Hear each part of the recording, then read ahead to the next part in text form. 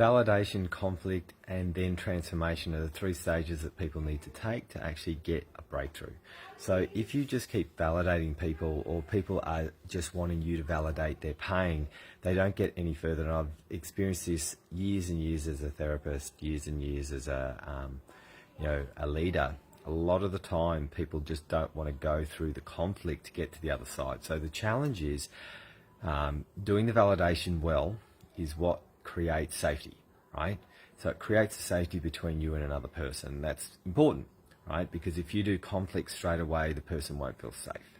So what you've got to do is create a validation process where you can validate someone by etching, while also etching them over the other side. And there's some people just don't want to go there, right? So it's pretty common.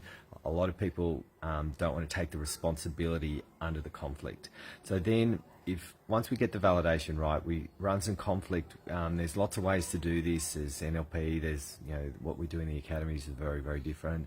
Lots of ways to run conflict over the pain. So once you actually start running conflict over it, then that's the middle stage. So we run conflict. We give people a different setting, we give them a different way of approaching and a different way of looking at things. And quite often under Juris, that conflict actually can lead to an instant transformation over to the other side. And I've had this happen many, many times with Academy members where I push conflict at them and then I get them over the other side and they move. The challenge is someone willing to actually hear the conflict? And a lot of people that I work with are, and when they are, we have a smooth, easy ride. The conflict is not a battle between two humans, it's a conflict over the pain and a way forward. And sometimes that can be happening so quickly that people have no idea where they've come from and where they are now. So the challenge is for you, are you that person who wants to actually break through really? And I've had a lot of people tell me they want to break through, but they're not showing me what they're doing to actually break through. And I see a lot of people, they have a session with me and then all of a sudden they're saying they've got it covered and they haven't even got it close. So I'll give you a suggestion around this. When you're breaking through, the breakthrough has to be landed, not in that instant. It has to be landed over a year. So the moment someone actually says, I have broken through, and they've just had an experience, to get themselves, hey Courtney, I know, and you're so ready.